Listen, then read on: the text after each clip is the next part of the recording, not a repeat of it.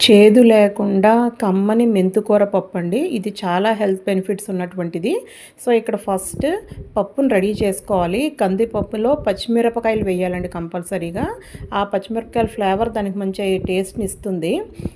అట్లా తయారు చేసుకున్న పప్పుని నెక్స్ట్ ప్రాసెస్ చెప్తానండి. ప్యాన్ తీసుకుని ఆయిల్ మరి వేసిన తర్వాత తాలింపు గింజలన్నీ వేగించుకోవాలండి. తాలింపు గింజలు వేగించుకున్న తర్వాత వెల్లుల్లిపాయలు, కరివేపాకు అన్నీ వేసి బాగా వేగించుకోవాలండి. ఉడికించుకున్న పప్పు కలుపుకోవాలి. సాల్ట్ కూడా వేసుకోవాలి. ఇందులో పప్పు ఉడకడానికి కొంచెం వాటర్ కూడా వేసుకోవాలండి.